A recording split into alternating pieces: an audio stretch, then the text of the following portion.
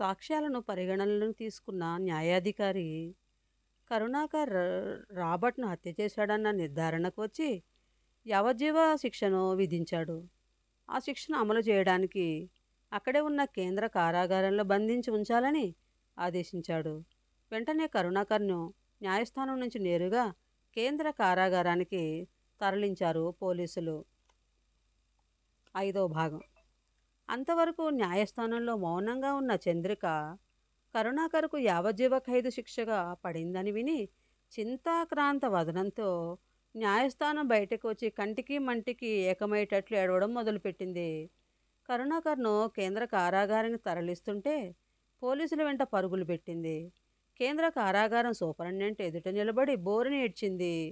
Superintendent Surendra ఈ విషయంలో తానేమీ సహాయపడలేనని తన నిస్సహాయతను వెలిబుచ్చాడు. ఇక చేసేదేమీ లేక తండ్రితో పాటు గుడిసెకు తిరిగి వచ్చింది. చంద్రిలో ఒకటే ఆశాదీపం మదిలో మెదులుతోంది. అదేమిటంటే దేవుని దయ వలన కరుణాకర్ను ఏ అండమాన్ జైలుకో పంపకుండా రాజమండ్రి జైల్లోనే ఖైదు చేయడం వల్ల వారానికి ఓ 2 సార్లు జైలుకు వెళ్ళి కలుసుకునే అవకాశం లభించింది. లేకుంటే అమ్మో, కరుణాకర్ను చూడకుండా ఓ 20 ఏళ్ళు ఉండాలంటే ఈ పాడు జీవితం ఎందుకు అనిపిస్తోంది. పోనీ అతన్ని మరిచిపోయి తన మానాన తాను ఉందామనుకున్నా అతడు వేసిన ప్రేమ బంధం ఏమిటో తెలియదు, కానీ కంటికి నిదురే కరువవుతోంది. తిందామంటే ఏది సహించడం లేదు. ఇదేనేమో ప్రేమ పాసమంటే. మరో 2 రోజులు ఓపిక పడితే కారాగారానికి వెళ్ళి కరుణాకర్ను కలిసి తనివి తీరా మాట్లాడి రావచ్చు. కళ్ళ నిండా అతని రూపాన్ని నింపుకుని రావచ్చు. ఆ మధురానుభూతులే మరో 2 రోజుల వరకు మానసికోల్లాసాన్ని కలిగించి ఉత్సాహంగా గడపడానికి పడ్డాయి. అంతకంటే తానేం చేయగలదు? అక్షరం ముక్క రాని మొద్దు.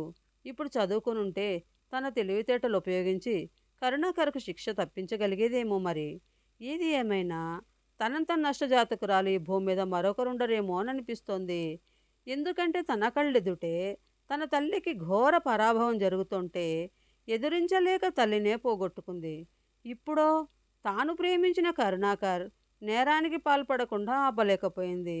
తన జీవితమంతా కరుణాకర్ ప్రేమకి అలమటిస్తూ బ్రతకమని ఆ దేవుడే తన నుదుటను రాశాడు కాబోలనుకుంటూ విధికి బదులుగా బ్రిటిష్ ప్రభుత్వం తన నుదుట రాసిన దౌర్భాగ్యపు రాతను తలుచుకుంటూ కుమిలిపోవడం తప్ప చంద్రికి వేరే దారి కనిపించలేదు. కరుణాకర్ కారాగారం నుండి విడుదలయ్యేసరికి తాను కోరికలుడిగిన వృద్ధ కన్యగా మిగిలిపోవడం ఖాయం. పోనీ అతని జ్ఞాపకాలన్నీ మనసులో నుంచి తుడిచేసి మరో మనవి చేసుకుని సుఖంగా జీవిస్తే తప్పేముంది అని తనలోని లౌక్యం వెన్నుతట్టిన తన కాతడు వేసిన ప్రేమ సంకెళ్ళు మాత్రం ఆ ఆలోచన అర్ధరహితమని, అదే పరిస్థితి తనకు సంభవిస్తే కరుణాకర్ తనను మరిచిపోయి మరొక స్త్రీతో జీవితాన్ని పంచుకుంటే తాను జైల్లో ఉన్నా సరే తన గుండెల్లో ఎవరో చేయిపెట్టి మెలిపెట్టినట్టు బాధగలగదా? మరి తానా పనిచేసి అతనికి కూడా గుండెల్లో గుణపాలు గుచ్చుకున్నట్లు బాధగలగడం సహజమే కదా. ఈ తర్క వితర్కాలతో సమస్య ఎటూ తేలకుండా జటిలంగా తయారైంది. ఏమిటి చేయడం? బాపుకు చెప్పి ఏదైనా పరిష్కార మార్గం ఆలోచిస్తే బాగుంటుందేమో నన్న ఆలోచన రాగానే మనసుకు కాంత స్వాంతన లభించింది చంద్రికకు. కోటయ్య ఎక్కడ తిరిగాడో ఏమో తెలియదు కానీ మధ్యాహ్నపు వేళకు ఉసూరుమంటూ ఇంటికి వచ్చి ముఖ ప్రక్షాళన గావించి వసారాలోని కుక్కి మంచం పైన కూర్చుని సేదతీరుతున్నాడు. చంద్రిక తన మనసులోని ఆతృతను ఆపుకోలేక తండ్రి పక్కన చేరి, బాపు, ఆ కరుణాకర్ బాబు జీవితకాలం అంతా జైల్లో మగ్గిపోవాల్సిందేనా అంటూ ఆతృతగా అడిగింది.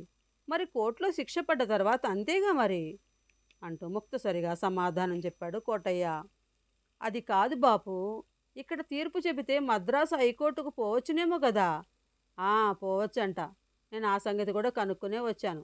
మద్రాసు కోర్టుకు పోవాలంటే డబ్బులు చాలా కావాలి. మన దగ్గర ఎక్కడుందని అంత డబ్బు? అయినా అతడు మనకి ఏమైనా చుట్టమా పక్కమా అంతగా బాధపడటానికి? ఇంక నువ్వు అతని గురించి ఆలోచించడం మర్చిపో. ఎవరో ఒకడిని మన వాళ్ళని తెచ్చి పెళ్లి చేస్తాను. అతను ఇక్కడికి వచ్చినా సరే, లేదంటే నన్ను అక్కడికి వచ్చి ఉండమన్నా సరే, నిన్ను నీ కాపురాన్ని చూస్తూ ఏ దిగులు లేకుండా నేను జీవిడుస్తాను అంటూ తన మనసులోని మాట బయట పెట్టాడు కోటయ్య. బాపు, నువ్వే అట్లా అంటే నా బాధ నేను ఎవరికి చెప్పుకోను. ఆ కరుణాకర్ బాబే నాకేనాటికైనా భర్త. ఆయన లేకుండా నేను బ్రతకలేను. ఇంకొక్కసారి అతను మనకేమవుతాడని మాత్రం అనొద్దు. మనము ఈ పొలం తాకట్టు పెట్టైనా సరే మద్రాస్ హైకోర్టులో కేసు వేసి కరుణాకర్ బాబును విడిపించాల్సిందే.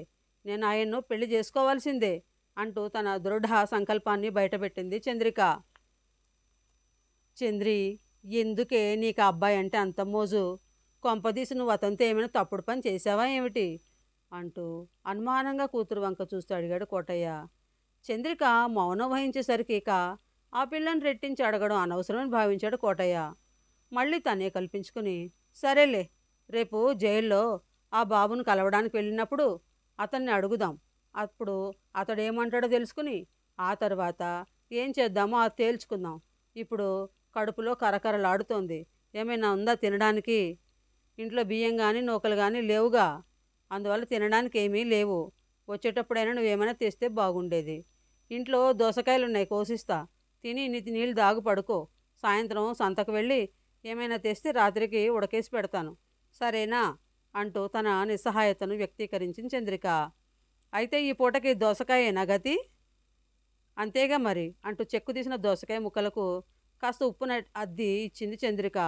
ఆ ముక్కల చేదుని అయిష్టంగానే భరిస్తూ ఓ 4 ముక్కలు తిని నమిలి మట్టి బాణలోని నీళ్లను ముంతలో ముంచుకొని గడగడ తాగి నిస్సత్తువుగా మంచపైన వారి కళ్ళు మూసుకున్నాడు కోటయ్య. ఇక అక్కడ తానుండి చేసేదేమీ లేక గుడిసెలోనికి వెళ్ళి చాపపరుచుకుని దానిపైన నడుం వాల్చింది చంద్రిక. మెల్లమెల్లగా నిద్రలోకి జారుకున్న చంద్రిక మనోఫలకం పైన కరుణాకర్ రూపం కదలాడగానే సిగ్గుల మొగ్గైంది, మరెవరి ప్రమేయం లేకుండానే. 6వ భాగం. తెల్లవారుతుండగా నిద్రలేచిన చంద్రిక తన బాపును తట్టి నిద్రలేపింది. కాలకృత్యాలు తీర్చుకున్న తర్వాత ఖాళీ కడుపులో కాసిన్ని నీళ్లు నింపి 10 గంటలకల్లా రాజమండ్రి కేంద్ర కారానికి చేరుకున్నారు తండ్రి కూతుళ్ళు. కరుణాకర్ను కలవడానికి పోలీసులు ఎప్పుడు అవకాశం ఇస్తారా అని కళ్ళల్లో ఒత్తులు వేసుకుని ఎదురు చూస్తూ కూర్చున్నారు తండ్రి కూతుళ్ళు. సరిగ్గా 11 గంటలకి పిలుపు రానే వచ్చింది. లోపలికి వెళ్ళిన తర్వాత తనకు కరుణాకర్తో ఏకాంతంగా మాట్లాడే వీలుంటుందా, లేక తాను మాట్లాడేటప్పుడు ఎవరైనా కాపలా ఉంటారా అన్న మీమాంసతో చంద్రిక మనసు ఆందోళనతో నిండిపోయింది. ఏదేమైనా తనకు కరుణాకర్ను చూడటం, మాట్లాడగలగడమే ఒక గొప్ప వరంగా భావించింది చంద్రిక. కోటయ్య అతని పక్కన చంద్రిక నిలబడుండగా కరుణాకర్ ఇనుప కంచె అవతలి పక్కన నిలబడి ఉన్నాడు. చంద్రికను చూడగానే అతని ముఖం ఆనందంతో పున్నమి చంద్ర దర్శనంతో విప్పారిన పద్మమే అయింది. అలాగే చంద్రిక ముఖం కూడా పున్నమి చంద్రుని సుధాధారా పానం చేసిన చకోర పక్షి వలె సంతృప్తిగా వెలుగుతోంది. కోటయ్యకు వాళ్ళిద్దరినీ మార్చి చూడడంతో సరిపోయింది. నోట మాట పెగల్లేదు. చంద్రి, బాగున్నావా? ఇక్కడికి ఎందుకు వచ్చావు అంటూ యథాలాపంగా ప్రశ్నించాడు కరుణాకర్. అదేమిటి బాబు అట్టాగంటారు? మీరు ఇక్కడ చెప్పకూడదు తింటా ఉంటే నాకు నిద్ర ఎలా పడుతుంది అనుకున్నారు? నిన్నంతా పస్తులతో కాలం గడిపాను. ప్రొద్దుటేళ్ల నుంచి నిన్నెప్పుడు చూస్తానా, నీతో ఎప్పుడు మాట్లాడతానా అనుకుంటూ సంబరంగా ఎదురు చూస్తున్నాను. బాబు, నాకు ఆలోచన వచ్చింది, నీకు చెప్పనా? చెప్పు, అందుకేగా నువ్వు వచ్చింది. ఏమిటది? ఏం లేదు బాబు, ఇక్కడ కోర్టు ఇచ్చిన తీర్పు పైన మద్రాసు వెళ్ళి అక్కడ కోర్టులో కేసు వేస్తే శిక్ష తగ్గించవచ్చునేమో అనిపిస్తోంది. అట్లా చేయడం నీకు ఇష్టమేనా? చంద్రి, నీకేమైనా మర్చిపోయిందా? మద్రాస్ కోర్టులో కేసు వేయడం అంటే మాటలు అనుకుంటున్నావా? వేలకు వేలు ఖర్చు అవుతుంది. అంత డబ్బు నీకెక్కడిది? పోనీ ఎవరైనా కాళ్ళు పట్టుకుని బతిమలాడి కేసు వేసినా శిక్ష తగ్గుతుందనే భరోసా లేదు. ఆ కోర్టు ఖర్చుల కింద మీకున్న ఆ తోట కాస్త పోగొట్టుకుంటే ఆ తర్వాత మీరిద్దరు ఎక్కడుంటారు? ఎలా బ్రతుకుతారు? ఆ దేవుడు నన్ను జైల్లో మగ్గి చావమని నా నొసటను రాశాడనుకుంటా. అందుకే నాకు ఈ శిక్ష పడింది అంటూ గాఢంగా నిట్టూర్చాడు కరుణాకర్. అట్లా డీలా పడొద్దు బాబు, నువ్వు అట్లా ఉంటే చూస్తూ నేను తట్టుకోలేను అంటూ కళ్ళ వెంట పెళ్ళుబుకే నీటిని పైట చెంగుతూ అడ్డుకుంది చంద్రిక. అదేమిటి చంద్రి, నా గురించి ఇంత బాధపడుతున్నావు? నీకు నేనేమవుతానని? అంటే నా మీద మీకు ప్రేమ లేదా? ఒకప్పుడు ఉండేది, మరిప్పుడు? దానివలన ప్రయోజనం లేదని ఏటో మాయమైపోయింది. కానీ నా మనసు అలా కాదు. నీ మీద ప్రేమ నేను బతికున్నంత వరకు నన్ను వదలదు. అంతగా నీ చూపులతో నా మనసును ప్రేమ సంకెళ్లతో కట్టిపడేసావు మరి అంటూ అసలు విషయం బయటపెట్టింది చంద్రిక. అలా అనుకుని నీ జీవితం అంతా ఒంటరిగా బ్రతుకుతావా? చంద్రి, నా కోసం నీ జీవితాన్ని బలిపెట్టకు.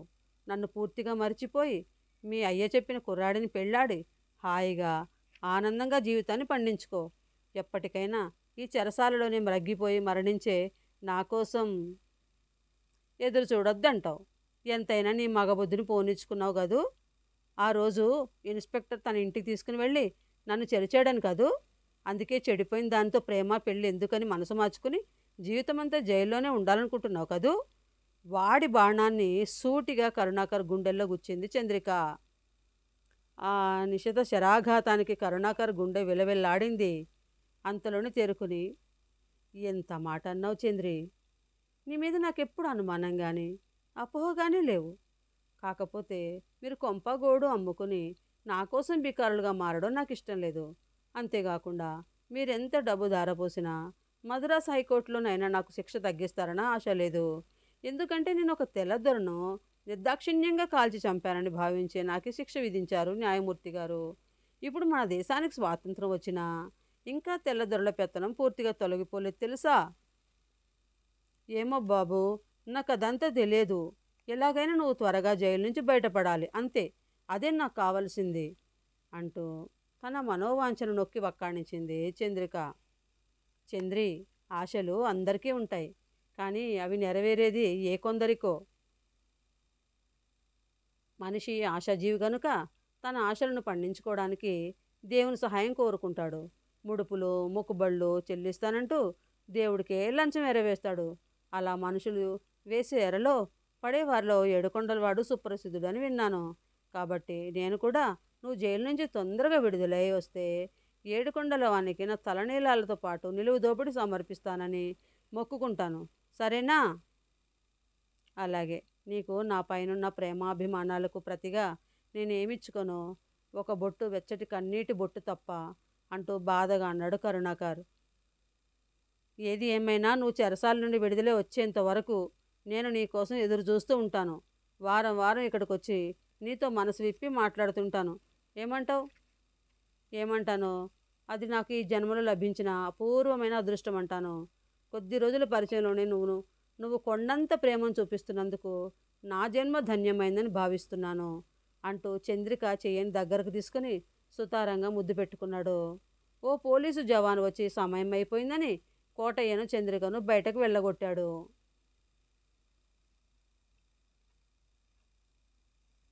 ఆ మరుసటి రోజు కరుణాకర్ను జైలర్ తన గదిలోకి పిలిపించాడు. కరుణాకర్ జైలర్ గదిలో ఆయనకు ఎదురుగా వినయంగా చేతులు కట్టుకుని నిలబడ్డాడు. చూడు కరుణాకర్, నేను నీ కేసు పూర్తిగా చదివాను. ఒక కామాంధుడైన తెల్లదొరను కాల్చి చంపి మన ఆడబిడ్డల మాన ప్రాణ రక్షణకు పూనుకోవడం నిజంగా హర్షించదగిన విషయం. వ్యక్తిగతంగా నీపైన నాకు అపారమైన సానుభూతి ఉన్నా కోర్టు ఉత్తర్వులను కాదని నిన్ను విడుదల చేసే అధికారం నాకు లేనందుకు చింతిస్తున్నాను. అయితే ఒక మాట, ఈ నెల 26వ తేదీన మన దేశానికి సంపూర్ణ స్వాతంత్రం లభించబోతుంది. ఆ సందర్భంగా ఇప్పుడు జైళ్లలో మ్రగ్గుతున్న స్వాతంత్ర పోరాట యోధులను మన ప్రభుత్వం విడుదల చేయబోతుంది. వాళ్ళతో పాటుగా నువ్వు కూడా విడుదలయ్యేటట్లు చూస్తాను. ఏమంటావు? అంతకంటేనా సార్? అలా జరిగితే నా చర్మం ఒలిచి మీ పాదాలకు బూట్లను గుర్తిస్తాను. మీకు చాలా చాలా ధన్యవాదాలు సార్. అప్పుడే సంబరపడకు మరి. నా ప్రతిపాదనను ప్రభుత్వం ఆమోదించి నిన్ను విడుదల చెయ్యాలిగా అంటూ కరుణాకర్ ఆవేశానికి అడ్డుకట్ట వేశాడు జైలర్. ఆ తర్వాత కరుణాకర్ జైలు గది ఊచలు లెక్కబెడుతూ ఓ వారం రోజులు గడిపాడు. ఎందుకనో ఈ వారం రోజుల్లో చంద్రిక కానీ కోటయ్య కానీ తన వంక తొంగి చూడలేదు. కారణం ఏమై ఉంటుందా అని మనసులో బాధపడటం తప్ప తాను చేయగలిగింది ఏమీ లేదు గనుక కిం నాస్తి అనుకుంటూ మౌనంగా ఉన్నాడు కరుణాకర్. ఆ రోజు భారతదేశపు గణతంత్రపు రోజు. దేశానికి సంపూర్ణ స్వాతంత్రం సిద్ధించిన రోజు. రాజమండ్రి కేంద్ర కారాగారంలో త్రివర్ణ పతాకాన్ని ఎగరవేశాడు జైలర్. ఆ తర్వాత అక్కడ జాతీయ పతాకానికి వందన సమర్పణ పూర్తయిన తర్వాత ఖైదీలను ఉద్దేశించి తన ప్రసంగాన్ని వినిపించాడు జైలర్. సోదరులారా, మన దేశ ప్రజల అవిశ్రాంత పోరాటం వల్ల మన దేశానికి సంపూర్ణ స్వాతంత్రం ఈరోజు సిద్ధించింది. మీలో ఎందరో స్వాతంత్రం సంగ్రామంలో పాల్గొని ఎన్నో త్యాగాలను చేసి ఉండొచ్చు. మీ ఉద్యమ పోరాటం నచ్చని బ్రిటిష్ అధికారులు మీపైన ఏవేవో అభియోగాలు మోపి జైలు పాలు చేసి ఉండవచ్చు. అందువల్ల మీ పూర్వాపరాలను పరిశీలించిన మన మద్రాసు రాష్ట్ర ప్రభుత్వం మీపైనున్న శిక్షల కాలాన్ని నేటితో ముగించి మిమ్మల్ని విడుదల చేయవలసిందిగా ఆదేశించింది. అందువల్ల మీరంతా ఇప్పుడు విడుదలైన తర్వాత మీ ఇళ్లకు వెళ్ళి మీ కుటుంబ సభ్యులతో సుఖంగా జీవించవచ్చు. ఇప్పుడు రాష్ట్ర ప్రభుత్వం క్షమాభిక్షతో విడుదలైన ఖైదీల పేర్లను ప్రకటిస్తున్నాను. వారంతా నా గదికి వచ్చి తమ తమ బట్టలను తీసుకుని తమ తమ ఇళ్లకు వెళ్ళవలసిందిగా కోరుతున్నాను అంటూ తన ప్రసంగాన్ని ముగించాడు జైలర్. ఆ జాబితాలో తన పేరు కూడా ఉండటంతో కరుణాకర్ ఆనందంతో ఉబ్బితబ్బిబ్బయ్యాడు.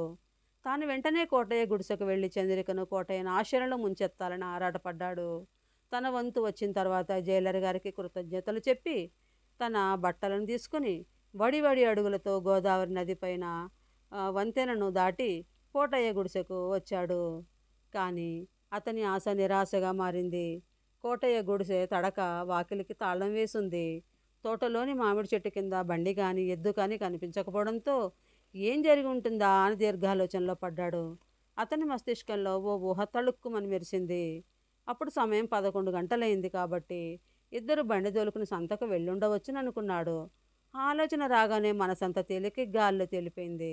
ఇంకా ఏమాత్రం ఆలస్యం చేయకుండా తన వెంటనున్న పట్నంలోని సంత వైపుకు పరుగులాంటి నడకతో పెద్ద పెద్ద అంగలు వేస్తూ బయలుదేరాడు కరుణాకర్. సంతలోనికి వచ్చి తన డేగ కళ్ళతో సంతంతా గాలించాడు. ఎక్కడ తండ్రి కూతుర జాడ కనిపించక కంగారు పడ్డాడు. కోటయ్య ఎప్పుడు బండి నిలిపి ఎద్దును కట్టిపడేసే చెట్టు మొదటిని పరిశీలించాడు. అక్కడ బండి ఎద్దు క్షేమంగా కనిపించాయి. అమ్మయ్య అనుకుంటూ ధైర్యంగా ఊపిరి పీల్చుకున్నాడు కరుణాకర్. తండ్రి కూతుళ్ళు ఇద్దరూ ఇక్కడే ఎక్కడో దగ్గరలోనే ఉంటారని సంబరపడిపోయాడు. ఇంతలోనే వెంకయ్య తాత అక్కడికి రావడంతో అతనిలో మరింత ఉత్సాహం ఉరకలు వేసింది. వెంకయ్య తాత, కోటయ్య బండి ఎద్దు చెట్టు కిందే ఉన్నాయి, వాళ్ళిద్దరూ ఎక్కడికి వెళ్ళినట్టు అంటూ ఆతృతగా అడిగాడు కరుణాకర్. అరే నువ్వా బాబు, జైలు నుంచి ఎప్పుడొచ్చావు, ఎలా ఉన్నావు అంటూ ప్రశ్నల వర్షం కురిపించాడు వెంకయ్య తాత.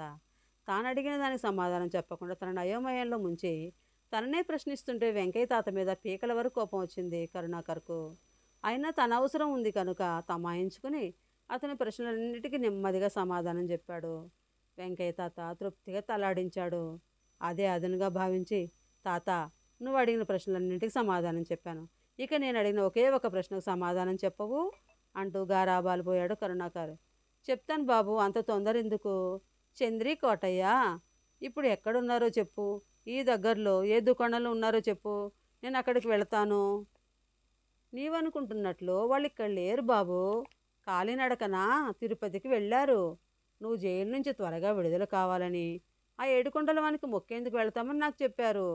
అందాక ఈ ఎద్దుని బండిని చూసుకోమని నాకు అప్పచెప్పారు అంటూ సావు కబురు చల్లగా చెప్పాడు వెంకయ్య తాత. తాత వీళ్ళకి ఇదేం చేదేస్తాం? నిన్ను విడుదల కావాలంటే ప్రభుత్వం దయ చూపాలి, కానీ ఆ దేవుడు ఏం చేస్తాడు? అలా ఆ దేవునికి నాపైన అంత దయ ఉంటే నాకు శిక్ష పడేదే కాదుగా అంటూ తన విసుగును ప్రదర్శించాడు కరుణాకర్. ఏమో బాబు, ఎవరి నమ్మకాలు వాళ్ళవి. అయినా వాళ్లకు నచ్చజెప్పాలని చూశాను కానీ ఆ చంద్రిక పడనిచ్చింది కాదు అంటూ అందులో తన దోషమేమీ లేదని చెప్పాడు వెంకయ్య తాత. అంతేలే తాత, ఎవరి కర్మకు ఎవరు కర్తలు. ఇక ఈ సంతలో నాకేం పని, నేను వెళ్తాను. ఎక్కడికి వెళ్తావు బాబు? నీకు ఈ ప్రాంతమే కొత్త. ఆ కోటయ్య గుడిసె తప్ప ఇంకేమీ తెలియదు. కోటయ్య తిరుపతి నుంచి వచ్చేంతవరకు నాతో పాటు ఉండు అంటూ ఆసరా చూపాడు వెంకయ్య తాత. మరి నేను ఇక్కడ ఉంటే ఆ తోటలోని మొక్కలు ఎండిపోవు, రోజు మొక్కలకు నీళ్ళెట్లా? అందుకని నేను బండి దోలుకుని వెళ్ళి గుడిసెలోనే ఉంటాను. నాకు వంట వార్పు రాదు కాబట్టి ఇక్కడ సంతకొచ్చిన తర్వాత నువ్వు తెచ్చి సర్దిబువ్వ తిని బతుకుతాను, సరేనా అంటూ తన అభిప్రాయాన్ని బయటపెట్టాడు కరుణాకర్. నీకు గుడిసె అప్పగించమని కోటయ్య నాకు చెప్పలేదు. అందులో ఏమున్నాయో ఏమో ఎవరికి తెలుసు. అంటే నా మీద నీకు నమ్మకం లేదా? నమ్మకం గురించి కాదు బాబు సమస్య. కోటయ్య అనుమతి లేకుండా అతని గుడిసెలో ఉండడం ఏమాత్రం ధర్మమా అని ఆలోచిస్తున్నాను అంటూ తన సందేహాన్ని బయటపెట్టాడు వెంకయ్య తాత. మనం నమ్మిన ధర్మ సిద్ధాంతాల కంటే మన అవసరాలకు అనువుగా నడుచుకోవడమే ముఖ్యం, ఆచరణీయం కూడాను. అందువల్ల మరో ఆలోచనకు తావు లేకుండా నన్ను అక్కడే ఉండడానికి ఒప్పుకో. నేను రోజు ఉదయాన్నే ఇక్కడ సంతకు వచ్చి నీకు కనిపిస్తూనే ఉంటానుగా అంటూ నమ్మబలికాడు కరుణాకర్. సరే బాబు, నీ ఇష్టం. కోటయ్య తిరిగి వచ్చిన తర్వాత నన్ను తప్పు పట్టకుండా చూసే బాధ్యత నీదే సుమి. అలాగేలే తాత, నేను జైలు నుంచి ఇంత తొందరగా బయటపడతానని వాళ్ళు అనుకుని ఉండరు. అందువల్లే మీకు ఈ సంకట స్థితి దాపురించింది. వాళ్ళు కాస్త ఆలోచించి ఓపిక పడితే అసలు వాడు తిరుపతి వెళ్ళే అవసరమే వచ్చేది కాదు. అది సరే కాని తాత, నువ్వేమైనా సర్ది తెచ్చావా? నాకు బాగా ఆకలిగా ఉంది అంటూ తన కడుపు తడుముకుంటూ ఆశగా అడిగాడు కరుణాకర్. అట్టాగా బాబు, అలాగైతే నువ్వు ఈ బండ మీద ఉన్న కూరగాయలు అమ్ముతూ ఉండు. నేను ఇంటికి వెళ్ళి ఇంట్లో ఏదైనా అన్నమో గంజో ఏదుంటే అది పట్టుకొస్తాను, సరేనా? అట్టగే తాత, ఈ కూరగాయలు ఏవి ఎంత కమ్మాలో కాస్త చెప్పిపో. అలాగే అంటూ ఏది ఎంత కమ్మాలో విడమరి చెప్పి వెంకయ్య తాత తన ఇంటికి వెళ్ళాడు. వెంకయ్య తాత ఇంటికి వెళ్ళాడో లేదో కోటయ్య చంద్రిక ఇద్దరు సంతకు చేరుకున్నారు. వాళ్ళని చూడగానే కరుణాకర్ ఆనందానికి అవధులే కరువయ్యాయి. కరుణాకర్ చంద్రికను ఆ పాదమస్తకం పరిశీలనగా చూశాడు. పాదాలన్నీ కందిపోయి కనిపిస్తే అతని మనసు వెలువెల్లాడింది. కోటయ్య పాదాల వంక తేరిపారా చూశాడు కరుణాకర్. ఆ పాదాల్లో పెద్ద తేడా ఏమీ లేదు. చెప్పులు లేకుండా నడవడం వల్లనో ఏమో కాస్త దుమ్ము ధూళితో కప్పబడ్డాయి. ఇద్దరు ముఖాల్లోనూ అలసట కొట్ట వచ్చినట్లు కనిపిస్తోంది. తన మనసు ఆనందపు ఉత్తుంగ తరంగాల్లో తేలియాడుతుంటే కరుణాకర్కు నోట మాట రాలేదు. అంతటి అలసటలోనూ కరుణాకర్ను చూసిన ఉద్వేగంతో ఆనందం పట్టలేక ముందు చంద్రికే నోరు విప్పింది. కరుణాకర్ బాబు, ఇదంతా కళా నిజమా అని నాకు అమిత ఆశ్చర్యంగా ఉంది. నేను బాబు కాలినడకన తిరుపతి వెళ్ళి రావడానికి సుమారు 20 ఏళ్ళు పట్టిందా అనిపిస్తుంది. లేక అలనాడు రామదాసు మొర ఆలకించిన రామభద్రుడు తన భక్తుడైన రామదాసు చేసిన అప్పులు తీర్చి విడుదల చేయించినట్లు నేను మొక్కిన మొక్కులకు ఆ వెంకన్న దయదలిచి నిన్ను జైలు నుంచి విడుదల చేయించాడా అన్న భావన నాలో మెదులుతోంది. ఏది నిజం అంటూ కరుణాకర్ కళ్ళలోకి సూటిగా చూస్తూ గోముగా అడిగింది చంద్రిక. నీవు అనుకున్న దానిలో రెండవదే నిజం. కాకపోతే ఏ దేవుడు దిగి వచ్చి నన్ను జైలు నుంచి విడిపించలేదు. మన దేశానికి జనవరి 26వ తేదీన బ్రిటిష్ పాలన అంతరించి సంపూర్ణ స్వాతంత్రం రావడంతో ఇప్పటివరకు జైళ్లలో మ్రగ్గుతున్న ఖైదీలందరినీ బేషరతుగా విడుదల చేసింది మన ప్రభుత్వం. మా పైన విధించిన శిక్షలన్నీ జనవరి 26వ తేదీనే రద్దయినట్లు లెక్క తెలిసిందా అంటూ చంద్రిక తల మీద చిన్నగా మొట్టికాయ వేశాడు కరుణాకర్. కరుణాకర్ అతి చనువుకు కోటయ్యకు గుండెల్లో మండుతున్నా తాను ఏమైనా కల్పించుకుంటే చంద్రిక బాధపడుతుందని ఊరుకున్నాడు కోటయ్య. ఇంతలోనే వెంకయ్య తాత కరుణాకర్ తినడానికి రాగి సంకటి ముద్దతో పాటు చిక్కటి మజ్జిగను ముంతలో పోసుకుని తీసుకుని వచ్చాడు. కోటయ్యను చంద్రికను చూసిన వెంకయ్య కూడా ఆశ్చర్యానికి గురయ్యాడు. ఇంత త్వరగా అన్ని మైళ్ళ దూరం నడిచి వెళ్ళి తిరిగి రావడం మానవ మాత్రలకు సాధ్యం కాదని వెంకయ్య తాత భావన. ఎలాగైతేనేమో ఆత్మీయులు క్షేమంగా వెళ్ళి లాభాన్ని వెంటబెట్టుకుని తిరిగి వచ్చారు, అంతే చాలనుకుని వెంకయ్య తాత సంబరపడ్డాడు. తన చేతనున్న రాగి సంకటిని మజ్జిగను కరుణాకర్ చేతికి అందించి, ఇదిగో కోటయ్య, నువ్వు వస్తున్నట్లు నాకేమాత్రం తెలిసినా నీకు చంద్రికకు కూడా రాగి సంకటి వండించుకుని తీసుకుని వచ్చేవాడిని. ఇప్పుడైనా ఏం కొంప మునగదు. నువ్వు చంద్రి ఇంటికి వస్తే ఇంట్లో రాగి సంకటి తిని ఓ అరగంటలో మళ్ళీ ఇక్కడికి వచ్చేయచ్చు. ఇద్దరు ఇంటికి పదండి అంటూ తొందర పెట్టాడు వెంకయ్య తాత. తాత, నువ్వు బాబు ఇంటికి వెళ్ళి సంకటి తినరండి. నాకు ఈ బాబుని చూడగానే ఆకలి తీరిపోయింది. ఈ బాబుతో ఎన్నెన్నో మాట్లాడాలా. మీరు ఇంటికి పోయిరండి అంటూ తన మనోభీష్టాన్ని వ్యక్తపరిచింది చంద్రిక. కుర్రతనం ఆరాటం చూస్తుంటే అదే మంచిదనిపిస్తోంది. పద ఇంటికంటూ కోటయ్య చేయబట్టుకుని ఇంటి దారి పట్టాడు వెంకయ్య తాత. వాళ్ళు వీధి మలుపు తిరగగానే, బాబు, నాకంత చిత్రంగా ఉంది. నేను తిరుమల కొండలపైన ఆ వెంకన్న దేవునికి మొక్కుకున్నానో లేదో మీరు జైలు నుంచి క్షేమంగా విడుదలయ్యారు. నాకు అంతకన్నా కావాల్సిందేముంది అంటూ సంబరంగా కరుణాకర్ మెడ చుట్టూ 2 చేతులు వేసిన చంద్రిక. చంద్రి, ఏమిటిది పట్టపగలు సంతలో అందరూ చూస్తుండగా నువ్వు చేస్తున్న పని ఏమిటి? ఎప్పుడు తిన్నావో ఏమిటో ఈ రాగి గటక తిని మజ్జిగ నీళ్ళు తాగు, కాస్త కడుపులో పడితే ఇంకాస్త హుషారు వస్తుందంటూ రాగి ముద్దను చంద్రిక చేతికి అందించాడు కరుణాకర్. బాబు, నువ్వు ఉంటే నాకు ఆకలి దప్పిక ఉండవనిపిస్తోంది. నువ్వు నా చెంతనుంటే చాలు, మరేం అక్కర్లేదు. నువ్వు జైల్లో సరైన తిండి లేక ముఖం వాచిపోయి ఉంటావు. ముందు నువ్వు తిను అంటూ తన చేతికి అందించిన రాగి ముద్దకు కారమద్ది కరుణాకర్ నోటికి అందించింది. తనను వలిచిన చిన్నది తన అమృత హస్తాలతో నోటికందించిన రాగి సంకటి ముద్దను చప్పరించి మింగేశాడు కరుణాకర్. ఆ తర్వాత చంద్రిక వంక కృతజ్ఞతాపూర్వకంగా చూస్తూ, చంద్రి, సంకటి మొత్తం నా నోట్లో కుక్కావు, ఈ మజ్జిగైనా కొద్దిగా తాగంటూ మజ్జిగ ముంతను అందించాడు కరుణాకర్. అట్టాగే బాబు అంటే మట్టి ముంతలోని చల్లటి మజ్జిగను సగం తాగి, ఇక చాలు బాబు అంటూ ముంతను తిరిగి ఇచ్చింది చంద్రిక. లేత చిగురుటాకుల వంటి పెదవులను తాకిన ఆ ముంతలోని మజ్జిగను తాగుతుంటే చంద్రిక అధర సుధా రసాన్ని గ్రోలుతున్నట్లు భావన కలిగింది కరుణాకర్కు. కరుణాకర్ ఆ తన్మయత్వంలో తేలిపోతూ ముంతను నోటికి తాకించినా ఒక్క గుటక కూడా వేయకపోవడం గమనించిన చంద్రిక, బాబు ఇంకెంతసేపు అలా మజ్జిగ తాగకుండా కాలయాపన చేస్తావు, తొందరగా తాగు అంటూ ముంతను కింద నుంచి పైకెత్తింది చంద్రిక. దాంతో కరుణాకర్ తొందరగానే మజ్జిగ తాగి ప్రేమ మైకంతో చంద్రిక వంక చూశాడు. ఏంది బాబు అట్టా చూస్తుండావు, నేనేమైనా కొత్త మడిచినా ఏంది అంటూ ప్రశ్నించింది చంద్రిక. అది కాదమ్మి, ఏమీ కానీ నా కోసం తిరుమల కొండ దాకా కాళ్ళకు చెప్పులు కూడా లేకుండా కాలినడకన వెళ్ళి ఆ దేవునికి మొక్కుకొని వచ్చావంటే నీకెలా కృతజ్ఞతలు చెప్పాలో తెలియడం లేదు. ఇది ఏనాటి అనుబంధమో ఏమిటో, నేను ఏ జన్మలో చేసుకున్న పుణ్యమో ఏమిటో అంటూ వేదాంతంలోకి వెళ్ళిపోయాడు కరుణాకర్. నిన్ను నా ప్రాణప్రదంగా ప్రేమిస్తున్నానని ఎన్నిసార్లు చెప్పాలి నీకు? నీ ప్రేమ కోసం సముద్రాన్నైనా ఈదగలననిపిస్తుంది. అలాంటప్పుడు తిరుమల కొండకు నడవడం ఒక లెక్కలోంది కాదు. ఆ సంగతి మరిచిపోయి ఈ 2 వారాలు జైల్లో ఎలా ఉన్నారో ఏమిటో చెప్పండి ముందు అంటూ గద్దించి అడిగింది చంద్రిక. జైల్లో చెప్పుకోదగ్గ విశేషాలు ఏమీ లేవు. ఇంతకుముందు మాదిరిగానే రోజులు దొర్లించాను. నీ ప్రేమ సంఖ్యలు నన్ను జైలు గోడలను బద్దలు కొట్టి నన్ను నీ చెంతకు చేర్చాయి. ఇది మనం చేసుకున్న పుణ్యం కావచ్చు, ఆ 7 కొండల వాని దయ కావచ్చు అంటూ తాను కూడా వేదాంతాన్ని వల్లించాడు కరుణాకర్. చంద్రి, ఆకలితో దప్పికతో అలమటిస్తున్న నాకు ఇంత ముద్ద పెట్టి ప్రాణాలు కాపాడావు. అంతేకాకుండా నాకు ముద్దులు పెట్టి నా ఎడారి జీవితానికి వయాశిస్సులో తోడుగా నిలిచావు. దివి నుంచి భూమికి దిగి వచ్చిన అప్సరసల నీ వాలుచూపుల తూపులతో నా గుండెల నిండా ప్రేమామృతాన్ని నింపావు. ఏమిచ్చి నీ రుణం తీర్చుకోను అంటూ తన గుండెల్లో గూడుగట్టుకున్న కృతజ్ఞతాభావాన్ని బయటపెట్టాడు కరుణాకర్. బాబు, నువ్వు అట్లా అనొద్దు. నీకు ఆ రాబడి దొర ఏమి అపకారం చేయకపోయినా అతడు అమ్మకు నాకు చేసిన ద్రోహానికి ప్రతీకారం చేయడానికై ఒక్క దెబ్బతో చంపేశావు. దానివల్ల నీకు మరణశిక్ష పడుతుందని తెలిసినా ఏమాత్రం వణకుండా తొణకుండా కాల్చి చంపేశావు. నీవు చేసిన త్యాగం ముందు నేను చేసింది ఎంత అంటూ బదులిచ్చింది చంద్రిక. ఇద్దరు ఒకరి గురించి ఒకరు పొగడుకుంటూ కాలం గడపడమేనా పని? ఏమైనా కూరగాయలు అమ్మారా లేదా అంటూ రంగప్రవేశం చేశాడు కోటయ్య.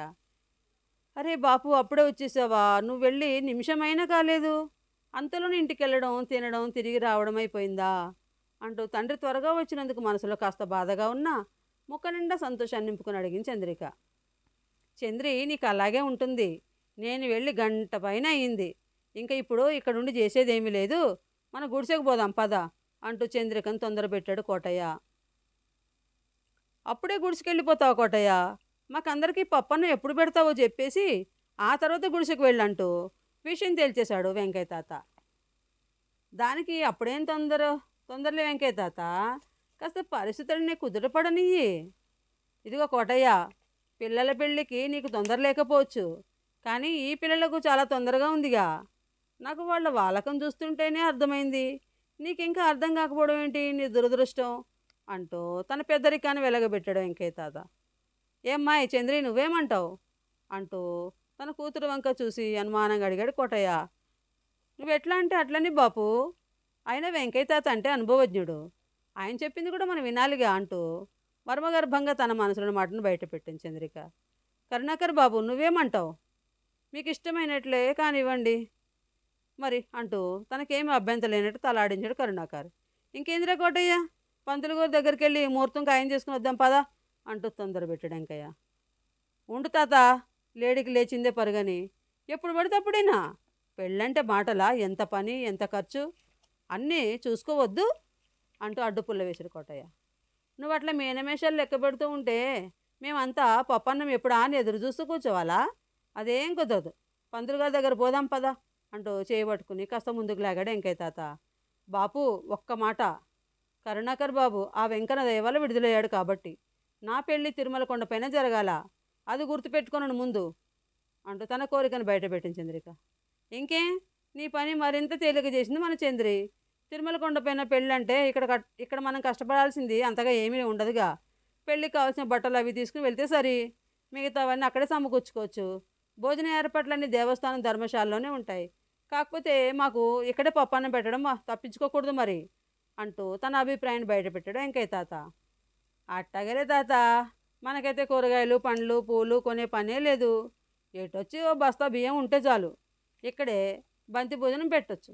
ముందు ముహూర్తం ఖాయం కానీ అంటూ అభయం ఇచ్చాడు కోటయ్య. ఇద్దరు కలిసి పంతుల దగ్గరికి వెళ్ళి ముహూర్తం ఖాయం చేసుకుని వచ్చారు. మరో వారం తర్వాత కోటయ్య తన కూతుర్ను కరుణాకర్తో పాటు వెంకయ్య తాతను ఆయన మనవరాలతో పాటు మరో ఇద్దరు ముత్తైదులను తీసుకుని తిరుపతికి రైల్లో బయలుదేరి వెళ్ళాడు. ఇదండి ప్రేమ సంకెళ్ళు. నచ్చిందా మరి మీకు? నచ్చితే లైక్ చేయండి, షేర్ చేయండి, నా ఛానల్ని సబ్స్క్రైబ్ చేసుకోండి ఫ్రెండ్స్. ఇంత మంచి నవలను చదవడానికి అనుమతినిచ్చి నన్ను ప్రోత్సహిస్తున్న బాలగంగాధరయ్య గారికి మరొక్కసారి ధన్యవాదాలు తెలియజేసుకుంటున్నాను. బాయ్. కరుణ సిరిమణి.